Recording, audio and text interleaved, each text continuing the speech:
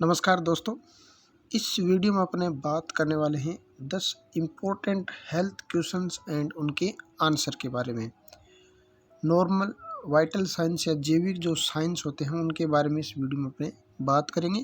तो वीडियो को शुरू से एंड तक ज़रूर देखें ताकि किसी भी प्रकार की कोई डिटेल्स मिस ना हो। और इसकी यदि आपको पीडीएफ चाहिए तो आप हमारे टेलीग्राम चैनल या व्हाट्सएप ग्रुप से फ्री में डाउनलोड कर सकते हैं। दोनों की लिंक आपको वीडियो के डिस्क्रिप्शन में मिल जाती है। आगे अपने चलते हैं, यहाँ पर चर्चा करते हैं। और इस वीडियो में मुख्य रूप से हम देखेंगे pulse rate, heart beat. Pulse rate या हार्ट बीट वैसे देखें तो अलग अलग होता है, लेकिन अपने अगर ज़्यादा बड़े लेवल पे देखें तो एक ही मानते हैं इनको। बॉडी टेम्परेचर कितना होता है उसकी बात करेंगे, रेस्पिरेटरी रेट की बात करेंगे, ऑक्सीजन लेवल की बात करेंगे, ब्लड प्रेशर की बात करेंगे, ब्लड शुगर की बात करेंगे, बॉडी मास इंडेक्स की बात करेंगे, ब्लड वैल्यू की बात करेंगे, हीमोग्लोबिन लेवल की बात करेंगे, पीएच वैल्यू की बात करेंगे। यानी टोटल 10 इम्पोर्टेंट हेल्थ से संबंधित जो क्वेश्चन हैं जो सभी को नॉर्मल पता होना चाहिए, उनकी इस वीडियो में अपने चर्चा करने वाले हैं। तो शुरू से लेकर एंड तक वीडियो को जरूर देखें। देख सकते हैं प्लस रेट। प्लस रेट की बात करें तो प्लस रेट हार्ट बीट कितना होता है, तो 60 से 110 बीट्स पर मिनट एवरेज बेहतर होता है। यानी एवरेज तो हमारी जो हार्ट बीट होता है यानी हर 1 मिनट के अंदर 72 बार धड़कता है, लेकिन 60 से 110 बीट्स तक होता है। तो ये बच्चों का बूढ़ों का थोड़ा कम होता है, बच्चों का थोड़ा ज़्यादा होता है। यानी क्राइटेरिया 60 से 110 तक रह सकता है पर मिनट्स, लेकिन एवरेज जो होता है एक सामान्य मनुष्य का हार्ट बीट या हर 1 मिनट के अंदर 72 बार धड़कता है। बॉडी टेम्परेचर की बात करें तो यहाँ पर देख सकते हैं बॉडी का जो टेम्परेचर होता है, बॉडी का टेम्परेचर 97.5 टू 99 फ़ारेनहाइट, ये टेम्परेचर इतना नॉर्मल होता है। एवरेज की बात करें तो 98.6 डिग्री फ़ारेनहाइट या सेंटीग्रेड में बात करें तो 37 डिग्री सेंटीग्रेड होता है। यानी हमारी बॉडी का टेम्परेचर है वो थोड़ा सा कम या ज़्यादा होता रहता है। तो ये टेम्परेचर ये इनका क्राइटेरिया रहता है। लेकिन औसत मान की दोनों के मान की बात करें तो ये 98.6 डिग्री फ़ारेनहाइट या 37 डिग्री सेंटीग्रेड निश्चित रहता है। और ये टेम्परेचर निश्चित रखने के लिए इसके जो पॉइंट होते हैं थर्मोस्टेटिक, जिनको पॉइंट बोलते हैं, वो हाइपोथैलेमस के अंदर स्थित होते हैं। यानी हाइपोथैलेमस अपने इस टेम्परेचर को एकदम स्थिर बनाए रखता है। उसके बाद अपने बात करते हैं रेस्पिरेटरी रेट की। यानी 1 मिनट की हम 1 मिनट होती है, उस 1 मिनट के अंदर हम कितनी बार सांस लेते हैं या श्वसन दर हमारी कितनी होती है, तो 12 से 20 ब्रीथ्स पर मिनट। यानी 1 मिनट के अंदर हम 12 से 20 तक यदि सांस ले रहे हैं तो नॉर्मल वो ब्रीथ रेट है। लेकिन एवरेज की बात करें तो 18 मानते हैं। आपको 16 भी मिल जाएगा, 18 भी मिल जाएगा, लेकिन यदि हम बात करें 1 मिनट के अंदर 12 से लेकर 20 बार तक हम सांस लेते हैं तो कोई दिक्कत नहीं है। वो सामान्य अपनी ब्रीथ रेट होती है या श्वसन दर होती है। यानी 1 मिनट के अंदर हम 12 से 20 बार सांस ले रहे हैं तो समझते हैं, कोई घबराने की बात नहीं है। उसके बाद ब्लड प्रेशर।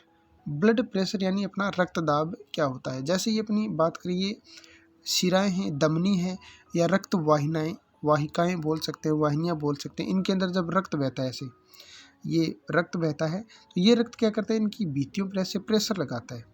इनकी भित्तियों पर प्रेशर लगाएगा, उसको बोलते हैं ब्लड प्रेशर। यानी रक्त के द्वारा रक्त वाहिनियों या रक्त धमनियों बोल सकते हैं, उनकी भित्तियों पर लगाए जाने वाला प्रेशर दाब ब्लड प्रेशर कहलाता है। तो सामान्य ब्लड प्रेशर कितना होता है, 100/170 से 100/70 से लेकर 125/80 mmHg, ये इतना है तो नॉर्मल है। एवरेज की बात करें तो एवरेज होता है 120 से लेकर 80। यानी जब अपना हृदय संकुचित होता है तो हार्ट जो अपने बात करें तो ब्लड प्रेशर 120 mmHg, और जब अपना हृदय सामान्य अवस्था में होता है या स्थिलित अवस्था में होता है तो 80 mmHg यदि ब्लड प्रेशर है तो नॉर्मल ब्लड प्रेशर है। सामान्यतः इसको 120/80 ऐसे अपने लिखते हैं। तो ब्लड प्रेशर की बात करें तो 100/70 से लेकर 125/80 mmHg है तो नॉर्मल है, कोई दिक्कत नहीं है। और एवरेज की बात करें, औसत की बात करें तो 120/80 mmHg होना चाहिए। ब्लड शुगर कितना होता है। ब्लड शुगर यानी आपको पता है जब भी हम खाना खाते हैं तो उसमें कार्बोहाइड्रेट होता है, प्रोटीन भी होती है, विटामिन सी होती है, लेकिन जब शरीर में उनका अवशोषण होता है ग्लूकोज के रूप में होता है। ग्लूकोज यानी शर्करा है, वो ग्लूकोज क्या होती है, शर्करा होती है। तो ये शर्करा रक्त के अंदर मिली हुई रहती है। तो जो रक्त है उसके अंदर कितनी शर्करा होती है वो कहलाती है ब्लड शुगर। तो सामान्य बात करें तो 70 से 100 मिलीग्राम होनी चाहिए। और यदि हम बात करें जो खाना खाने के बाद यदि बात करें तो 70 से 140 मिलीग्राम पर डेलीटर आफ्टर 2 हावर पीपी, यानी भोजन करने के 2 घंटे बाद तक 70 से 140 मिलीग्राम प्रति जो डेलीटर है या डिजिलीटर अपने बोलते हैं उसके अंदर जी ब्लड की मात्रा शुगर की मात्रा है तो नॉर्मल है। उसके बाद आते हैं अपने ऑक्सीजन कितना होता है। तो ऑक्सीजन यानी हमारे रक्त के अंदर ऑक्सीजन की मात्रा कितनी है, क्योंकि रक्त के अंदर आरबीसी है और उस आरबीसी के साथ होता है आरबीसी के अंदर होता है हीमोग्लोबिन, और उस हीमोग्लोबिन के साथ ऑक्सीजन जुड़कर परिवहित होती है। तो मुख्य रूप से यदि बात करें तो ऑक्सीजन किसके अंदर होती है, रक्त के अंदर ही होती है। तो SpO2 जिसको प्रदर्शित करते हैं आंशिक दाब इसका कितना होना चाहिए, इसकी मात्रा कितनी होनी चाहिए, वो होनी चाहिए 95 से लेकर 100 तक। अगर बात करें 90 से 94 तक है तो आपको अलर्ट हो जाना है, यानी 90 से 94 तक है तो आपको दिक्कत हो सकती है, यानी सफोकेशन हो सकती है, सांस बंद हो सकती है, घुटन हो सकती है। होनी कितनी चाहिए, 95 से लेकर 100% तक। ABG की बात करें तो 70 से 100% तक है तो आपको कोई दिक्कत नहीं होगी। BMI बॉडी मास इंडेक्स की बात करें तो बॉडी मास इंडेक्स मतलब अपना जो हाइट है, हाइट के अनुसार अपने शरीर का वेट कितना है और अंदर जो क्षमताएं कितनी है वो होते हैं अपने। यदि आपका बॉडी मास 18.5 से कम है तो आप अंडर वेट हो, यानी आपका वेट है वो आपकी बॉडी से कम है, बॉडी के अनुपात में नहीं है। यदि नॉर्मल वेट की बात करें तो 18.5 से लेकर 24.9 तक है तो आपका नॉर्मल वेट है। ओवर वेट की बात करें तो 25 से लेकर 29.9 तक है तो आप ओवर वेट हो, यानी आपकी हाइट से आपका जो बॉडी वेट है वो ज़्यादा है। ओबेसिटी की बात करें तो यदि BMI 30 या उससे ग्रेटर है तो बहुत ज़्यादा मोटापा है तो आपकी दिक्कत होने वाली होती है।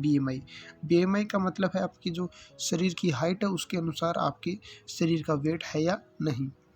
हीमोग्लोबिन कितना होता है, तो हमारा जो रक्त है उस रक्त के अंदर हीमोग्लोबिन होता है। तो हीमोग्लोबिन की मात्रा की बात करें तो जो मेल होता है मनुष्य पुरुष होता है उसके अंदर 13.5 से लेकर 17.5 ग्राम होना चाहिए प्रति डिलीटर के अंदर। फीमेल की बात करें तो 12.5 से लेकर 15.5 ग्राम प्रति डिलीटर होना चाहिए। उसके बाद ब्लड कितना होता है, शरीर के अंदर अपने जो रक्त है उस रक्त की मात्रा कितनी होती है। तो बात करें तो मेल के अंदर 5 से 6 लीटर रक्त होना चाहिए। फीमेल के अंदर बात करें 4.5 से लेकर 5.5 लीटर रक्त होना चाहिए। यानी एक आपने सुना होगा कि जो अपने बोलते हैं कि 5 पॉइंट खून है, 6 पॉइंट खून है, तो वो यूनिट होती है। अपने बात करें तो 1 यूनिट के अंदर लगभग जो अपने इंडिया के अंदर रक्त होता है वो 450 ml होता है।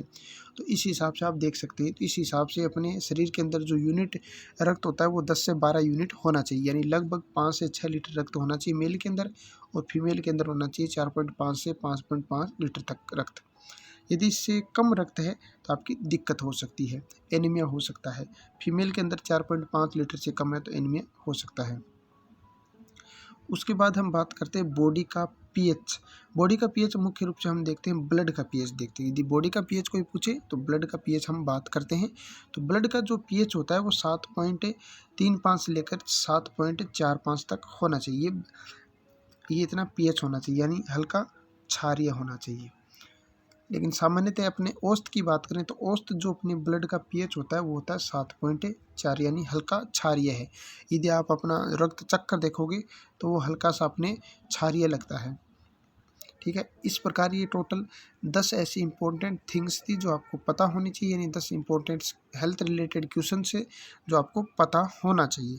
तो इसी प्रकार की और वीडियोस पाने के लिए चैनल को सब्सक्राइब कर लीजिए, और इस वीडियो में दी गई जानकारी अच्छी लगे, काम की हो, तो वीडियो को लाइक कर दीजिए और अपने दोस्तों के साथ शेयर कर दीजिए। तो चलिए दोस्तों, इस वीडियो में इतनी ही बात करेंगे, मिलेंगे एक यूज़फुल नेक्स्ट वीडियो में। तब तक के लिए जय हिंद, जय भारत।